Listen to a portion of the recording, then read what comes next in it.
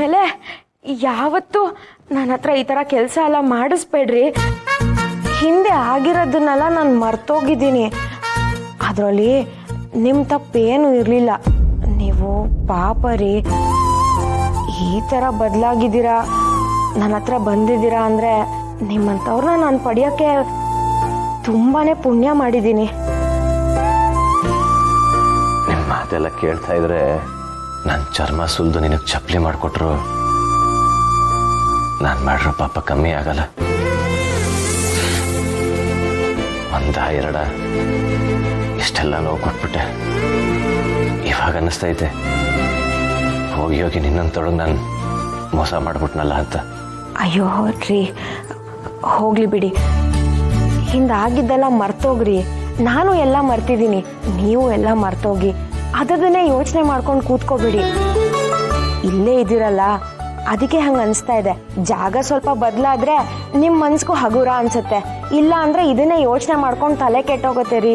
ಒಂದು ಕೆಲಸ ಮಾಡೋಣ, ನಾವಿಬ್ರು ಸಿನಿಮಾಗೆ ಹೋಗಿ ಬರೋಣವಾ? ಹೋಗೋಣ, ರೆಡಿ ಆಗೋಣ. ರಾಣಿ, ನಾನೇನಾದರೂ ತಪ್ಪಾಗಿ ಕೇಳಿದ್ನೇನಮ್ಮ?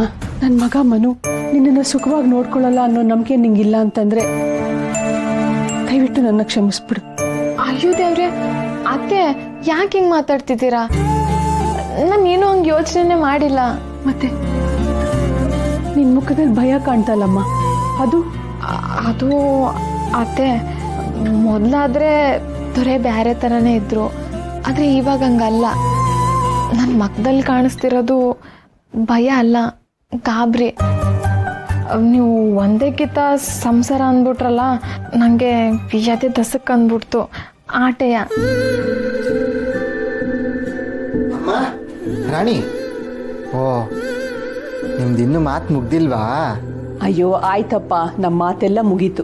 ನಾನು ಏನು ಹೇಳಬೇಕು ಅದನ್ನು ಹೇಳಾಯ್ತು. ಇನ್ನೇನಿದ್ರು ರಾಣಿ ಹೇಳಬೇಕು ಅಷ್ಟೇ. ನಾನು ಹೇಳಿದ್ದನ್ನು ಯೋಚನೆ ಮಾಡಿ ಬರ್ತೀನಿ.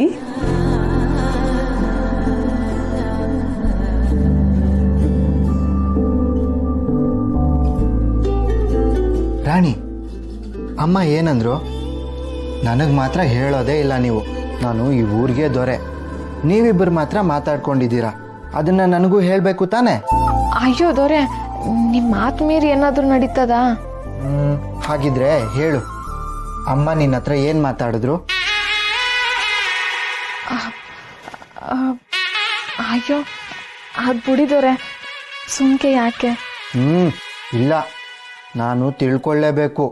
ಇಲ್ಲ ಅಂದ್ರೆ ರಾಜುನಿಂದ ದೊಡ್ಡ ರಹಸ್ಯ ಮುಚ್ಚಿಡ್ತಾ ಇದೆಯಾ ಅಂತ ನಿನಗೆ ಶಿಕ್ಷೆ ಆಗುತ್ತೆ. ಓ ಅದೆಲ್ಲ ಬರುತ್ತೋ? ಆದ್ರೂ ಹೇಳಕ್ಕೆ ಬಸಿ ನಾಚಿಕೆ ದೊರೆ. ಹಾಗಿದ್ರೆ ನಾಚ್ಕೊಂಡೇ ಹೇಳು, ನಾನು ನಾಚ್ಕೊಂಡೇ ಕೇಳಿಸ್ಕೊಂತೀನಿ. ಹೇಳು ರಾಣಿ, ಹೇಳು ಹೇಳು ಹೇಳು ಹೇಳು. ಆಯ್ತು, ಹೇಳ್ತೀನಿ. ಅದು ದೊರೆ, ನಾನು ನೀವು ಸಂಸಾರ ಮಾಡ್ಬೇಕಂತೆ. ಅಯ್ಯೋ, ಹಿಂಗ್ಯಾಕೆ ನಾಚ್ಕೊಂಡು ಹೋದ್ಲು? ಸಂಸಾರ ಮಾಡೋದು ಅಂದ್ರೆ ನಾಚಿಕೆ ಆಗುತ್ತಾ? ಈ ಸಂಸಾರ ಮಾಡೋದು ಅಂದ್ರೆ ಏನು? ಯಾರ ಹತ್ರ ಕೇಳೋದು ಇದನ್ನ?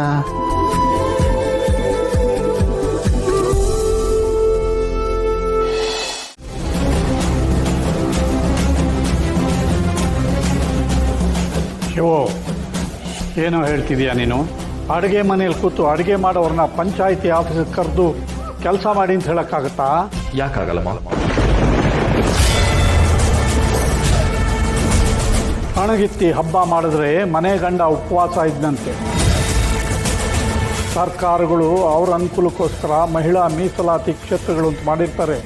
ಅಂತ ನಾವು ಮಾಡೋಕ್ಕಾಗತ್ತಾ? ನಿನಗೆ ಇದೆಲ್ಲ ಅರ್ಥ ಆಗೋದಿಲ್ಲ. ಸುಮ್ಮನೆ ಇದ್ಬಿಡು. ನೀವು ಪ್ರಮಾಣ ವಚನ ಓದ್ರಪ್ಪ. ಹಾಕಿಲ್ಲ ಮಾವ.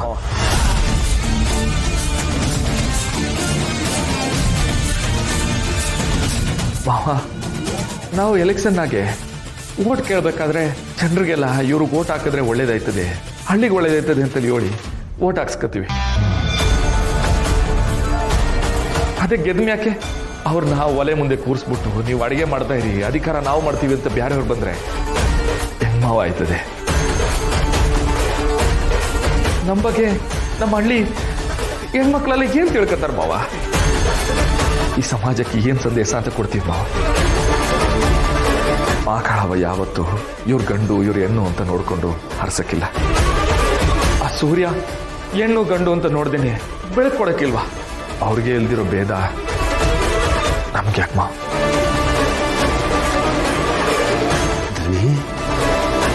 ಪಂಚಾಯತಿ ಆಫೀಸಿಗೆ ಬಂದು ಮದುವೆನೇದೇನೆ ನಿಮಗೆ ಪಾಠ ಮಾಡ್ತಾವನೆ. ಇನ್ನು ಮುಂದೆ ಬಾರ್ ಕೋಲ್ ಹಿಡ್ಕೊಂಡು ಬಾರಿಸ್ತಾನೋ ಏನೋ ಗೊತ್ತಿಲ್ಲ.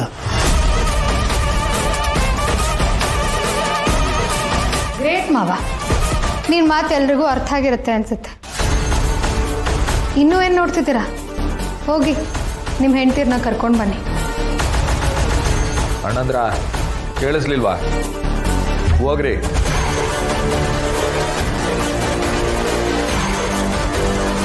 ಶಿವು, ನೀವು ಕುತ್ಕೊಳ್ಳಿ, ಬನ್ನಿ ಕೆಲಸ ಶುರು ಮಾಡೋಣ.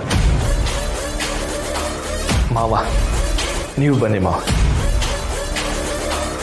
ಏಟೊಂದು ವರ್ಷದಿಂದ ನೀವು ಈ ಅಧಿಕಾರ ಮಾಡ್ಕೊಂಬಂದವರು. ನಿಮ್ಮ ಮಾರ್ಗದರ್ಶನ ನನಗೆ ಬೇಕು ಮಾವ. ಬನ್ನಿ ಬನ್ನಿ ಮಾವ.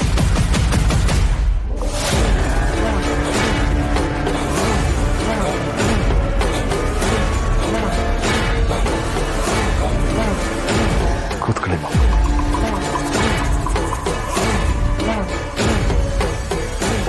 ನಿಮಿಷ